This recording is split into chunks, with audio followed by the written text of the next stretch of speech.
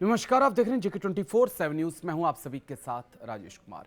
वक्त हमारे खास कार्यक्रम ग्लोबल ब्रेकिंग का, जहां पर हम आपके लिए दुनिया भर से तमाम अहम बड़ी खबरें लेकर आते हैं। एक्सपर्ट हमारे साथ जुड़ते हैं, उनसे खबर के हर एंगल को समझने समझाने की कोशिश करते हैं। शुरुआत 4 अहम तस्वीरों के साथ। तो ट्रंप वर्सेस नेतन्याहू क्यों हुआ, डिटेल से पूरी जानकारी देंगे कि आखिरकार नेतन्याहू पर गुस्सा क्यों हुए ट्रंप, इसके पीछे की वजह क्या है, डिटेल से सारी जानकारी। और भारत के एआई स्मार्ट बॉर्डर से टेंशन में कैसे पाकिस्तान आ चुका है, डिटेल से आगे आपको बताएंगे। रूस का कीव पर जोरदार हमला, और हमला क्यों किया गया, इसका अंजाम क्या होगा, जेलेंस्की ने क्या कुछ कहा, वो भी डिटेल से आगे बातचीत होगी। और रूस और आर्मेनिया क्यों आमने सामने आ चुके हैं, इस पर भी डिटेल से आपको सारी जानकारी हम देंगे। लेकिन शुरुआत बड़ी खबर के साथ। कार्यक्रम की शुरुआत बड़ी खबर के साथ हम करेंगे। डोनाल्ड ट्रंप ने भी नहीं सुनी, डोनाल्ड ट्रंप की नहीं सुन रहे हैं नेतन्याहू। लेबनान पर इजराइल के जोरदार हमले जारी हैं। हिजबुल्लाह के ठिकाने पर आईडीएफ कर रहा हमले। नेतन्याहू लेबनान पर जल्दी हमले रोकें, ट्रंप ने कहा था। बड़ी खबर इस वक्त की, डोनाल्ड ट्रंप की भी नहीं सुन रहे नेतन्याहू। बड़ी खबर इस वक्त की, लेबनान पर इजराइल के जोरदार हमले जारी हैं। हिजबुल्लाह के ठिकानों पर आईडीएफ कर रहा हमले। नेतन्याहू लेबनान पर जल्दी हमले रोके, ट्रंप ने कहा था। डोनाल्ड ट्रंप की भी नहीं सुन रहे नेतन्याहू। बड़ी खबर इस वक्त की, लेबनान पर इजराइल के जोरदार हमले जारी। हिजबुल्लाह के ठिकानों पर आईडीएफ कर रहा हमले।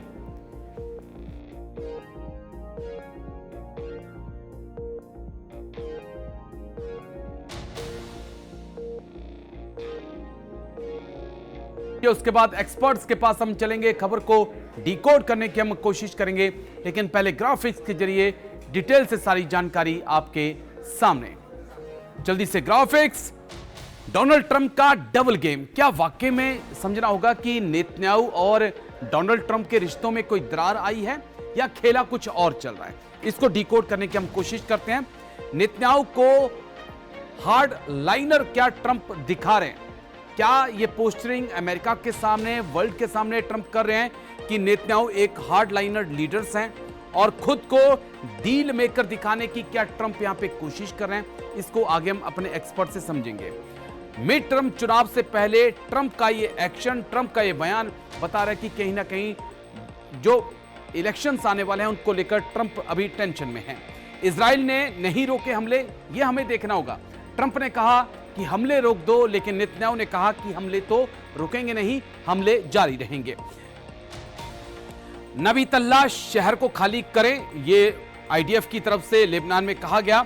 हिजबुल्लाह के खिलाफ हमारे हमले जारी रहेंगे, नेतन्याहू ने तस्वीर को बिल्कुल साफ कर दिया है। Next graphics.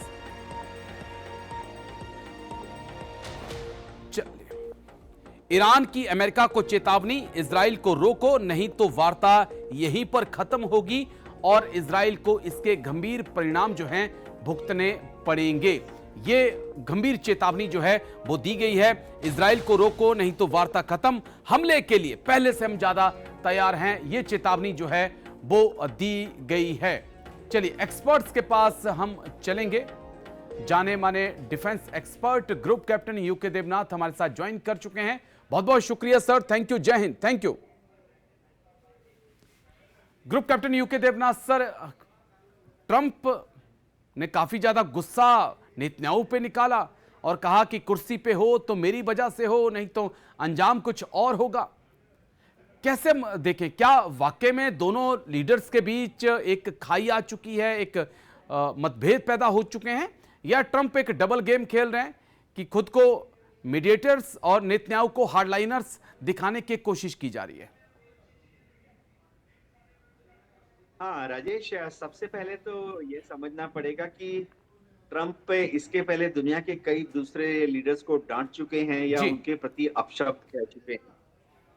अ, यूक्रेन में भी जेलेंस्की को उन्होंने इंटरनेशनल मीडिया के सामने, जेलेंस्की को जब अमेरिका में बुलाया था तो थोड़ा सा अपशब्द कहे थे। इस तरह के अपशब्द वो दूसरे देशों के नेताओं को बीच-बीच में कहते रहते हैं। अब क्या उन्होंने वाक़ई नेतन्याहू को डाँटा? अब देखिए, ये समझना पड़ेगा कि अमेरिका जो है वो इज़राइल का परम मित्र है। डोनाल्ड ट्रंप के पहले भी और डोनाल्ड ट्रंप के बाद भी। अमेरिका में उनको मालूम है कि इज़राइल के साथ खून माफ़। इज़राइल कुछ भी करे, जी। अमेरिका हमेशा इज़राइल के साथ मज़बूती से खड़ा रहने के लिए मजबूर है। इसका इसके कई कारण हैं। सबसे बड़ा कारण ये है कि अमेरिका जो है 1948 से ही इज़राइल को एक अपने घनिष्ठतम मित्र कह लीजिए या अमेरिका के 51 स्टेट के हिसाब से इस्तेमाल करता रहा है।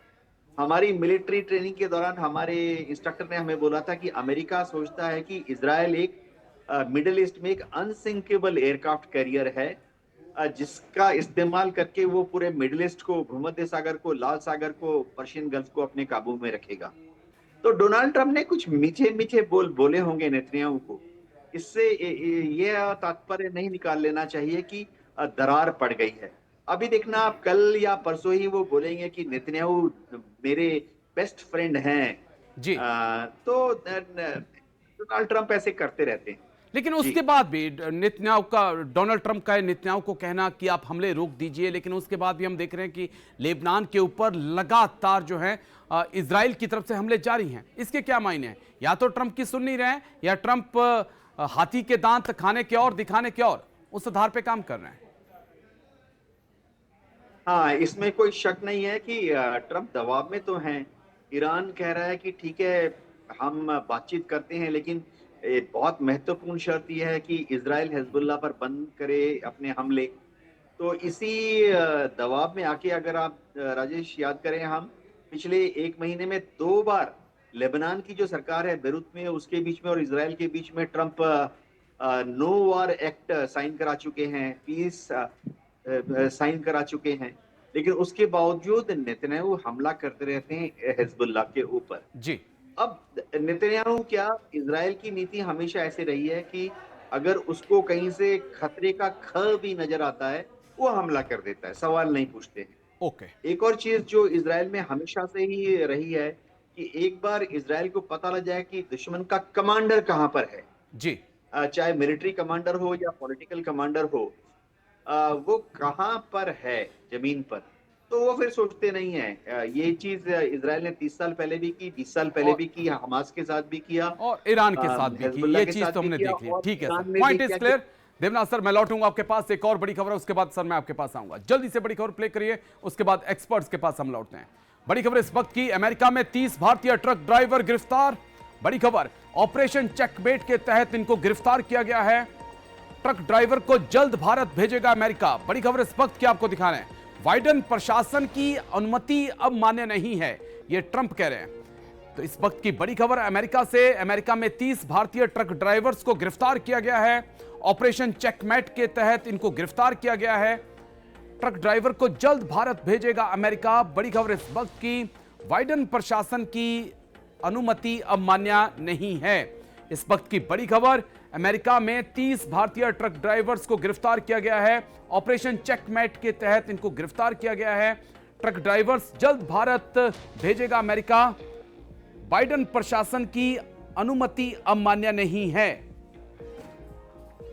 जल्दी से ग्राफिक्स एक बार प्ले करिए, उसके बाद एक्सपर्ट्स के पास हम चलेंगे, खबर को डिकोड करने की हम कोशिश करेंगे, लेकिन पहले ग्राफिक्स के जरिए डिटेल से सारी जानकारी, उसके बाद एक्सपर्ट्स के पास चलते हैं। अमेरिका में 30 भारतीय गिरफ्तार, होता क्या है? अमेरिका ने चलाया ऑपरेशन चेकमेट। एरिजोना में कुल 52 लोगों को पकड़ा गया, जिनमें से ज्यादातर ट्रक ड्राइवर्स हैं। इनमें से 36 लोग ट्रक चला रहे थे। नेक्स्ट ग्राफिक्स, 36 में से 30 लोग भारतीय नागरिक, 6 लोग मैक्सिको के, एल साल्वाडोर और एक रूस का। अमेरिका में गैर कानूनी तरीके से ये लोग रह रहे थे, ये आरोप इनके ऊपर लगाया गया। नेक्स्ट ग्राफिक्स, और कमर्शियल ड्राइविंग लाइसेंस इनके पास मौजूद था। देखिए, जिन भारतीयों को गिरफ्तार किया गया उनके पास कमर्शियल ड्राइविंग लाइसेंस मौजूद था, काम करने की अनुमति से जुड़े दस्तावेज भी थे, लेकिन बाइडेन प्रशासन के दस्तावेज अब वैध नहीं, ये ट्रंप प्रशासन कह रहा। अब यहां पर पूरी बात फंस रही है। जब बाइडेन प्रेसिडेंट थे, इनके पास वैलिड डॉक्यूमेंट हैं वहां पे काम करने के, लेकिन ट्रंप कह रहे कि नहीं, अब हम आ चुके हैं, अब बाइडेन के दिए जो डॉक्यूमेंट्स हैं वो वैलिड नहीं है। चलिए एक्सपर्ट्स के पास हम चलेंगे। Group captain U K Devnath sir, आपके पास मैं आना चाहूंगा। देवनाथ सर, 30 भारतीय ट्रक ड्राइवर गिरफ्तार, बाइडेन प्रशासन ने अनुमति दी कि आइए आप काम करिए, लेकिन ट्रंप कह रहे हैं कि ये वैलिड नहीं है। राष्ट्रपति चेंज हो जाते हैं, लेकिन सर जो आदेश होते हैं वो तो आदेश रहते हैं। ट्रंप कह रहे हैं कि जो बाइडेन ने कहा वो अब नहीं चलेगा। हाँ राजेश, देखो ट्रंप जो हैं वो थोड़ा दक्षिणपंथी हैं। मेक अमेरिका ग्रेट अगेन के तहत वो चाहते हैं कि जितने भी इलीगल इमिग्रेंट्स हैं उनको बाहर फेंक दिया जाए। अब उन्होंने बॉर्डर पेट्रोल को दे दी ये ताकत कि वह इन ड्राइवर्स को चेक करके उनको भारत वापस भेजने की तैयारी कर रहे हैं। और उनकी जो आइस है, इमिग्रेशन एंड कस्टम्स एनफोर्समेंट, उनको तो इतनी भी ताकत दे दी गई है जी ट्रंप ने कि वो किसी भी घर में घुस के इलीगल इमिग्रेंट्स के डॉक्यूमेंट चेक कर सकते हैं। तो जो बाइडेन का सोचने का तरीका थोड़ा अलग था। हमेशा अमेरिका में जब भी डेमोक्रेट्स पावर में आते हैं तो वो दुनिया भर से इमिग्रेंट्स को वेलकम करते हैं। ओके राजेश, इसका बहुत बड़ा कारण है कि अमेरिका में अब देखो सभी लोग अमीर हो गए हैं, तो छोटे मोटे काम, house cleaning, truck driver, farms में खेतों में काम करने वाले काम अमेरिकन नहीं करते हैं। जो यूरोप से सेटलर्स आए थे, सफेद चमड़ी वाले यूरोपियन हैं, वो खेतों में जाके आलू नहीं खोदना चाहते, ओके ना ही वो लॉन्ग डिस्टेंस हॉल ट्रक चलाना चाहते हैं, क्योंकि कौन इतनी मेहनत करेगा जब अमेरिका में व्हाइट स्किन क्वालिफाइड पीपल लोगों के लिए ऐसे ही बढ़िया बढ़िया नौकरी उपलब्ध हैं, जिसमें वो घरों में ऑफिस में आराम से बैठ के मैनेजर बन सकते हैं। तो अब ट्रंप का थोड़ा उद्देश्य अलग है। ट्रंप को लगता है कि ये इलीगल लोग जो वहां गए हैं, वहां सेफ्टी हैजार्ड हैं, वहां की सोशल सिक्योरिटी पर ये लोग एडवर्स इम्पैक्ट कर सकते हैं, अमेरिका के लिए खतरा बन सकते हैं। ट्रंप को तो ये भी लगता है कि शायद इनमें से कुछ लोग दुश्मन के एजेंट भी हैं। आजकल तो ईरानियों की खूब धरपकड़ हो रही है। चलिए, धरपकड़ तो इंडियंस की भी जारी है, लेकिन थोड़ा सा चिंता का कारण है। मैं लौटता हूं सर, एक और बड़ी खबर है, उसके बाद मैं आपके पास आता हूं। जल्दी से बड़ी खबर प्ले करिए। भारत के एआई स्मार्ट बॉर्डर से टेंशन में पाकिस्तान। 6000 किलोमीटर लंबे बॉर्डर बनेगा एआई स्मार्ट बॉर्डर। इजराइल के नक्शे कदम पे चल रहा भारत, नजम सेठी पाकिस्तान के कहते नजर आए। दुनिया में कहीं नहीं हुआ ऐसा जो भारत करने जा रहा है। बड़ी खबर इस वक्त की, भारत के एआई स्मार्ट बॉर्डर से टेंशन में पाकिस्तान। 6000 किलोमीटर लंबे बॉर्डर बनेगा एआई स्मार्ट बॉर्डर। इजराइल के नक्शे कदम पर चलेगा भारत, नजम सेठी ने कहा। दुनिया में कहीं नहीं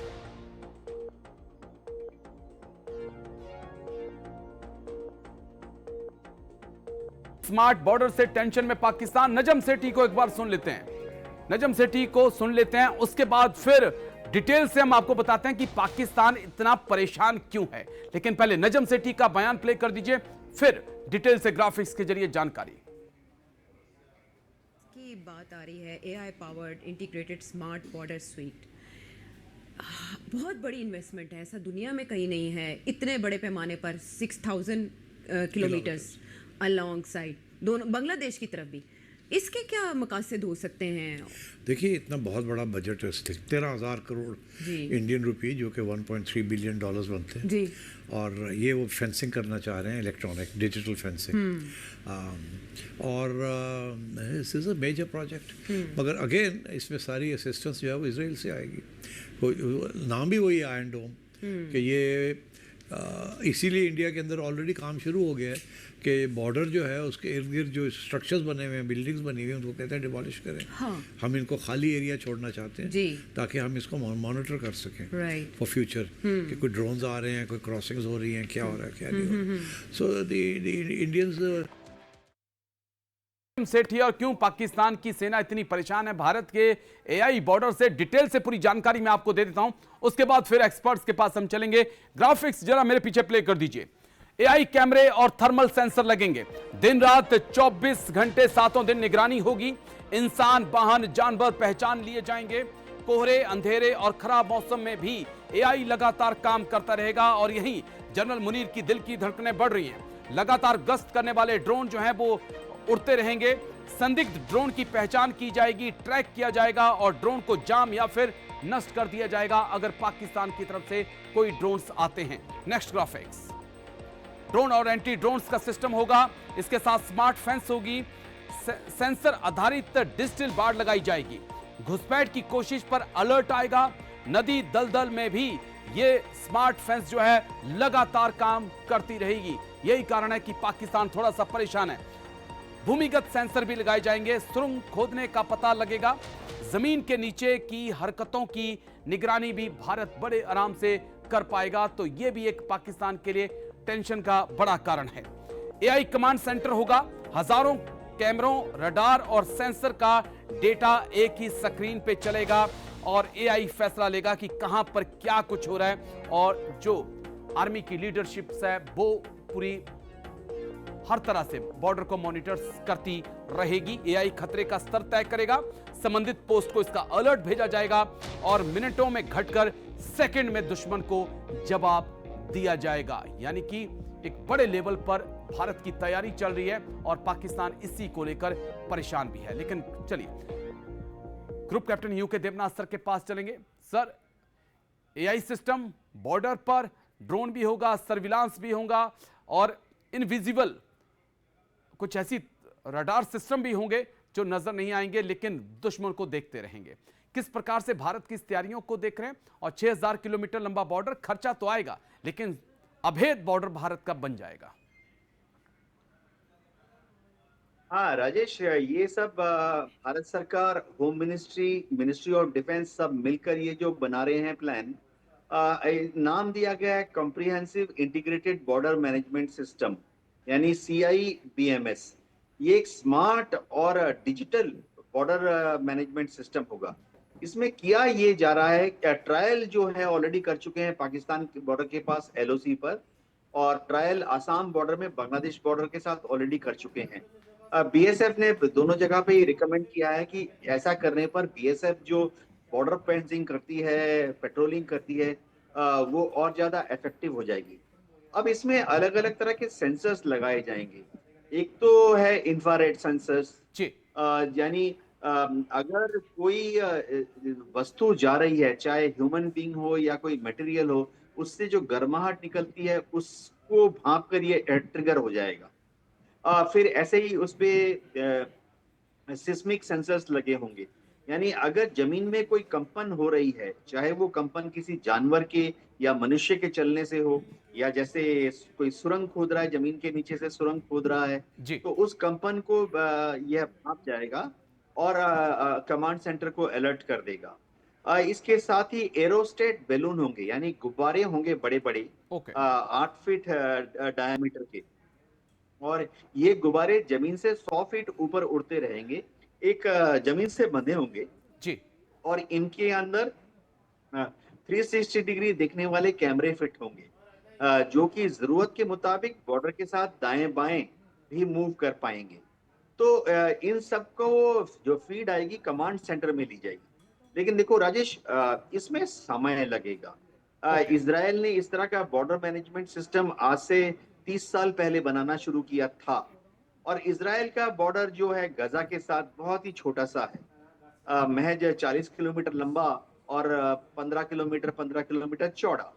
तो अभी तक इजराइल भी उस सिस्टम को ऑप्टिमाइज नहीं कर पाया है। लेकिन चलिए, तो शुरुआत हुई है तो अंजाम तक भी बात पहुंचेगी। जी बिल्कुल, समय लगेगा लेकिन शुरुआत हुई है तो अंजाम भी जरूर होगा। छोटे से ब्रेक के लिए हम रुकेंगे सर, ब्रेक के उस पास सीधा मैं आपके पास आऊंगा कुछ और खबरों के साथ। छोटा सा ब्रेक, जल्द हाजिर होते हैं।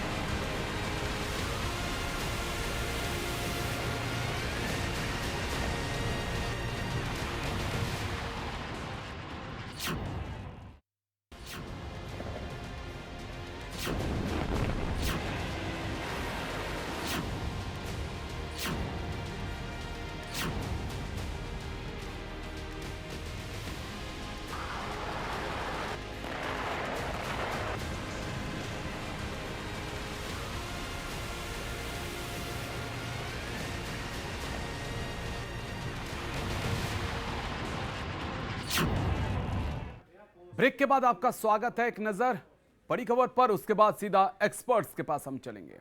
बड़ी खबर इस वक्त की रूस से जुड़ी हुई है। यूक्रेन पर रूस का सबसे बड़ा हमला। रूस के हमले में 11 की मौत, दर्जनों घायल हुए हैं। बड़ी खबर इस वक्त की, यूक्रेन पर 656 ड्रोन और 73 मिसाइलों से हमला किया गया। यूक्रेन ने नेटो से मांगे एयर डिफेंस सिस्टम। बड़ी खबर इस वक्त की, यूक्रेन पर रूस का सबसे बड़ा हमला। बड़ी खबर आपको दिखा रहे हैं। रूस के हमले में 11 की मौत, दर्जनों घायल। यूक्रेन पर रूस ने सबसे बड़ा हमला किया है। रूस के हमले में 11 की मौत हुई है, दर्जनों घायल हुए हैं। यूक्रेन पर 656 ड्रोन और 73 मिसाइलों से रूस ने हमला किया है। ग्राफिक्स के जरिए डिटेल से सारी जानकारी आप तक पहुंचाएंगे। उसके बाद एक्सपर्ट्स के पास लौटेंगे, क्योंकि पुतिन अचानक से बेहद एग्रेसिव हो चुके हैं। इसके पीछे कारण क्या है वो भी समझने की कोशिश करेंगे। यूक्रेन के ड्रोन हमले का रूसी जवाब है ये। रूस ने ड्रोन और मिसाइल से हमला किया। 656 ड्रोन, एक नहीं, दो नहीं, तीन नहीं, 656 ड्रोन और 73 मिसाइलों से हमला किया है यूक्रेन के ऊपर। नेक्स्ट ग्राफिक्स, यूक्रेन में 11 से 18 लोगों की मौत हुई है, 100 से ज्यादा लोग घायल हुए हैं। कीव की रिहायशी इमारतों और क्लिनिक्स को यहां पर निशाना बनाया गया है पुतिन के द्वारा। नेक्स्ट ग्राफिक्स, लाखों लोगों की बिजली आपूर्ति प्रभावित हुई है। जेलेंस्की ने मांगा है पैट्रियट मिसाइल सिस्टम और नेटो के देशों से कहा है कि मदद करिए रूस के खिलाफ हमारी। एक्सपर्ट्स के पास चलेंगे। ग्रुप कैप्टन यूके देवनाथ हमारे साथ लगातार बने हुए हैं। सर, ईरान अमेरिका की जंग चल रही थी तो ऐसा लग रहा था रूस यूक्रेन अब ठंडे बस्ते में है, लेकिन अचानक से बहुत एग्रेसिव पुतिन का रुख। पिछली बार हमने देखा तो हाइपरसोनिक मिसाइलों का इस्तेमाल, ऐसी मिसाइलें जिनको देखकर नेटो में हलचल मच गई थी, और अब हम देख रहे हैं कि 600 से ज्यादा ड्रोन और 70 से ज्यादा मिसाइलों से एक साथ फिर यूक्रेन पे हमला। राजेश, पुतिन चाहते हैं कि इस तरह के मास अटैक करके वो जेलेंस्की को और यूक्रेन की प्रजा को दिखा दें कि वह इस युद्ध को किसी भी तरह से जीत नहीं सकते। एक टैक्टिकल रीजन भी है आजकल, क्योंकि यूक्रेन का एयर डिफेंस सिस्टम बहुत ही कामयाब रहा है रशियन ड्रोन्स को शूट डाउन करने में। तो इस बार पहले रशिया हमले करता था 40 ड्रोन के साथ, 60 ड्रोन के साथ। फिर रशिया ने देखा कि अरे इतने 40 या 60 ड्रोन को अगर हमला में भेजते हैं तो ज्यादातर शॉट डाउन हो जाते हैं। तो इसलिए इस बार उन्होंने 500-600 ड्रोन से हमला किया। तो यूक्रेन की एयर डिफेंस सिस्टम कितने को शूट डाउन करेगी? 500-600 में से 70, 80, 100 को शूट डाउन करेगी। फिर भी 400 जो है वो टारगेट तक पहुंच जाएंगे। एक और टेक्निक अब वो आस्ते आस्ते चेंज कर रहे हैं। पहले पुतिन जो है यूक्रेन के अंदर सिर्फ मिलिट्री टारगेट या सरकारी ठिकानों पर हमला करते थे जी, लेकिन अब वो वहां रिहायशी इलाकों पर जो मल्टी स्टोरीड बिल्डिंग्स हैं जिसमें नॉर्मल सिविलियन पॉपुलेशन रहती है उस पर हमला करने लगे हैं। शायद पुतिन ये चाहते हैं कि यूक्रेन के लोगों को एक हेल्पलेस की अनुभूति हो कि असहाय हो गए हैं।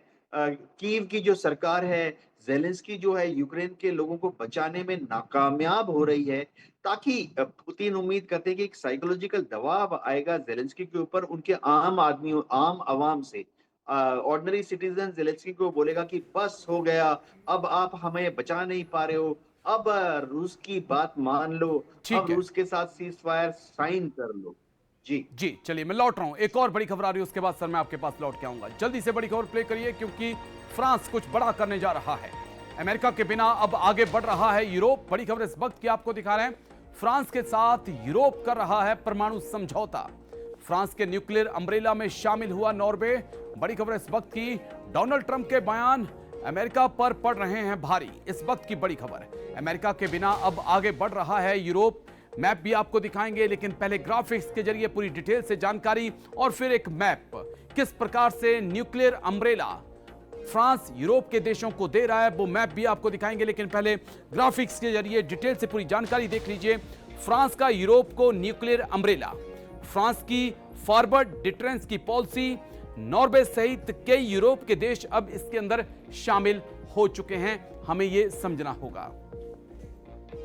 अमेरिका की जगह फ्रांस पर भरोसा नेटो में लीडर बनकर क्या फ्रांस उभर कर सामने आया है, यह भी समझना बहुत दिलचस्प है आज हमारे लिए। लेकिन मैप एक बार प्ले करेंगे, इसके बाद रूस के खिलाफ एकजुट होगा यूरोप। ट्रंप के फैसले, बयानबाजी से जो देश हैं वो नाराज चल रहे हैं इस वक्त। अब मैप एक बार प्ले कर दीजिए, क्योंकि कुछ बड़ा खेला फ्रांस, मैक्रोन यहां पे करने जा रहे हैं। ये देखिए फ्रांस का न्यूक्लियर अम्ब्रेला, कौन कौन से देश इसके अंदर आ चुके हैं वो देख लीजिए।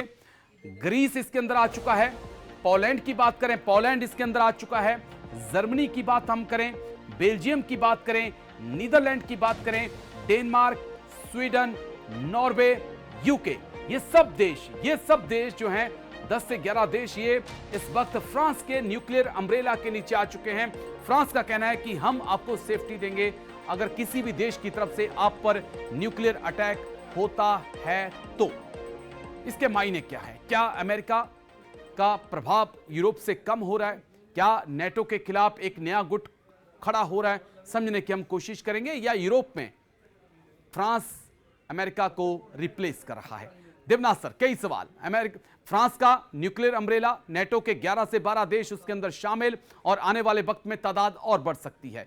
बड़ा मैसेज, ट्रंप की नीतियों से नाराजगी इन देशों की, अमेरिका से उठता भरोसा, या फिर फ्रांस धीरे धीरे अमेरिका को अब अमेरिका की तरफ खसका रहा है और यूरोप में अपनी मौजूदगी को बढ़ा रहा है? सर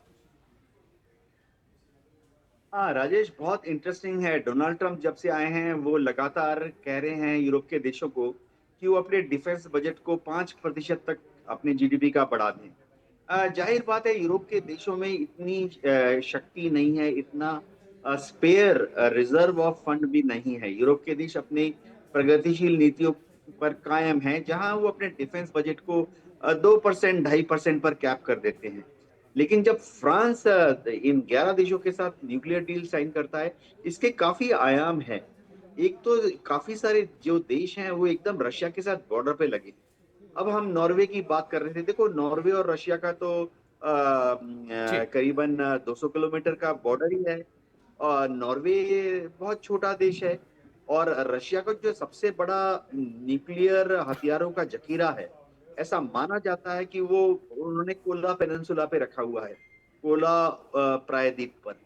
तो नॉर्वे को लगता है कि अगर नॉर्वे के ऊपर रूस ने हमला किया, न्यूक्लियर हमला, तो मिसाइलें वो कोला पेनिनसुला की दिशा से आएंगी। ठीक। अब फ्रांस जो न्यूक्लियर अम्ब्रेला बोल रहा है, शायद इस तरह की भविष्य में मिसाइलें डिप्लॉय करेगा जो कि रशियन आईसीबीएम को अंतरिक्ष में ही उनके टर्मिनल फेज में डिस्ट्रॉय कर देगी। दूसरी बात है, फ्रांस शायद इन सब देशों में अपने न्यूक्लियर बॉम्ब्स को भी स्थापित करेगा। लेकिन उसके बारे में छन के रिपोर्ट्स ये आ रहे हैं कि सिर्फ अगर युद्ध हुआ रूस के साथ, तभी यह देश जैसे नॉर्वे फ्रांस को अलाउ करेंगे कि फ्रांस अपने न्यूक्लियर वेपन्स को नॉर्वे में डिप्लॉय करे। नॉर्मल पीस टाइम में शायद नॉर्वे राजी नहीं नेटो का काम क्या रह जाएगा जब ये नेटो के देश फ्रांस की तरफ आ रहे हैं उसके पीछे? तो नेटो का काम क्या है? जल्दी से एक जवाब सर, उसके बाद मैं आगे बढ़ना चाहूंगा। हाँ राजेश, इन सब डेवलपमेंट के बावजूद भी फ्रांस का रोल नेटो में जस्ट अबाउट 7 या 8% ही है। यूरोप के सारे देश पूरा दम मार लें फिर भी नेटो के पावर के वो मात्र 40 या 45% दम देते हैं। बाकी 55% दम अभी भी अमेरिका से आता है। तो अमेरिका का रोल बड़ा अहम होने वाला है। फिर भी मैं लौटता हूं सर, एक और बड़ी खबर है उसके बाद मैं आपके पास आऊंगा। जल्दी से बड़ी खबर प्ले करिए, उसके बाद एक्सपर्ट्स के पास हम लौटेंगे। रूस और आर्मेनिया के बीच बढ़ने लगी है टेंशन। बड़ी खबर इस वक्त की, यूरोपीय यूनियन में शामिल होना चाहता है आर्मेनिया। यूरेशियन इकोनॉमिक यूनियन छोड़ सकता है आर्मेनिया। यूरोपियन यूनियन ज्वाइन किया तो यूक्रेन जैसा हाल कर देंगे, पुतिन ने सीधे तौर पे चेतावनी दे डाली है। रूस और आर्मेनिया के बीच बढ़ने लगी है टेंशन। यूरोपियन यूनियन में शामिल होना चाहता है आर्मेनिया। यूरेशियन इकोनॉमिक यूनियन छोड़ सकता है आर्मेनिया, और ईयू ज्वाइन किया तो यूक्रेन जैसा हाल कर देंगे, पुतिन ने सीधे तौर पे चेतावनी दी है। लेकिन ऐसा क्या हुआ? एक वक्त जब आर्मेनिया रूस का ही हिस्सा था, लेकिन आज चाहता है कि हम यूरोपियन यूनियन में शामिल हों। ऐसा क्यों? ग्राफिक्स प्ले करेंगे, डिटेल से सारी जानकारी आपको देंगे। उसके बाद फिर हम एक्सपर्ट्स के पास चलेंगे, इस खबर को डीकोड करने की हम कोशिश करेंगे। देखिए, रूस आर्मीनिया में क्यों बड़ी टेंशन? यूरेशियन इकोनॉमिक यूनियन का मेंबर है आर्मीनिया, यह हमें मानना पड़ेगा। उसमें रूस भी है, तजाकिस्तान, कजाकिस्तान, किर्गिस्तान जैसे देश हैं। यूरोपियन यूनियन ज्वाइन करना चाहता है आर्मीनिया अब, लेकिन पुतिन और रूस के लिए यह सबसे बड़ा झटका होगा अगर आर्मीनिया यूरोपियन यूनियन में चला जाता है। लेकिन ऐसा हुआ क्यों? दरअसल जब अजरबैजान आर्मीनिया का पिछला ग्राफिक्स प्ले कर देंगे एक बार। जब अजरबैजान आर्मीनिया का वॉर हुआ था, उस वक्त रूस की भूमिका पर सवाल उठे थे। रूस ने आर्मीनिया का साथ उस जंग में नहीं दिया था, उसी वक्त से आर्मीनिया नाराज है। अब नेक्स्ट ग्राफिक्स प्ले कर दीजिए। नरगनो कराबाख को लेकर रूस ने चुप्पी साध के रखी, वो जमीन का हिस्सा जिसको ताकत के दम पर अजरबैजान ने कब्जा लिया। यूरोप के साथ रिश्ते सुधार रहा है आर्मीनिया, और आर्मीनिया को हथियार निर्यात करता है भारत। अगर आर्मीनिया सबसे ज्यादा हथियार आयात करता है तो उस देश का नाम भारत है। भारत के आर्मीनिया के साथ बड़े अच्छे संबंध हैं, भारत के रूस के साथ बड़े अच्छे संबंध हैं, लेकिन अब आर्मीनिया चाहता है कि हम यूरोपियन यूनियन की तरफ चले जाएं। चलिए, group captain U K Devnath sir, Putin की इतनी बड़ी चेतावनी कि ईयू आपने ज्वाइन किया तो हशर आपका फिर यूक्रेन जैसा कर देंगे, क्या मायने इसके, और क्यों इतनी कड़वाहट दोनों के रिश्तों में सर? हाँ राजेश, देखो आर्मेनिया एक समय तो रशिया का ही हिस्सा था। 1992 तक, 1992 तक आर्मेनिया रूस का हिस्सा था। हम बोलते थे यूएसएसआर जी, सोवियत रशिया। फिर जब सोवियत रशिया का विघटन हो गया, डिसइंटीग्रेशन हो गया, टुकड़े टुकड़े हो गया, तो आर्मेनिया भी रशिया से अलग हो गया। तो रूस अपने उन साम्राज्यवादी समय को नहीं भूल पा रहे, खासतौर से राष्ट्रपति पुतिन। जब यूएसएसआर पूरे यूरोपियन कॉन्टिनेंट पर एक डोमिनेंट पावर था। अभी आर्मेनिया में भी देखो दो खड़े हैं। आर्मेनिया के कुछ लोग जो हैं वो पश्चिमी दिशा में पश्चिमी मूल्यों में यकीन करते हैं, यूरोपियन यूनियन ज्वाइन करना चाहते हैं। आर्मेनिया में अभी भी कुछ लोग हैं जो कि ट्रेडिशनल हैं, जो कि रूस के साथ व्यवहार को जारी रखना चाहते हैं। तो आर्मेनिया डाइवर्सिफाई कर रहा है। पहले रशिया से ही हथियार लेता था मजबूरी में, लेकिन अब वो दुनिया के अलग अलग देशों से हथियार लेता, भारत से, फ्रांस से हथियार ले रहा है। जैसा कि आपने समझाया, आर्मेनिया और अजरबैजान के युद्ध में आर्मेनिया ने आशा की थी कि नगोर्नो काराबाख के युद्ध में रूस मजबूती से आर्मेनिया को सपोर्ट करेगा। शायद वह नहीं हुआ। तो अब आस्ते आस्ते आर्मेनिया यूरोपियन यूनियन की तरफ मूव जा कर रहा है, रहा है। और फिर देखना बड़ा दिलचस्प होगा कि क्या वाकई में यूरोपियन यूनियन को आर्मेनिया ज्वाइन करता है, फिर पुतिन का एक्शन क्या होता है, क्योंकि पुतिन ने तो कड़ी चेतावनी दे डाली है कि यूक्रेन जैसा आपका हाल कर देंगे। लेकिन शुक्रिया, बहुत बहुत शुक्रिया आपका group captain U K Devnath sir, हमारे साथ जुड़ने के लिए, तमाम पहलुओं पर इतनी बारीकी से बात रखने के लिए। तो ग्लोबल ब्रेकिंग में आज इतना ही, कल फिर होगी मुलाकात, दीजिए इजाजत, नमस्कार।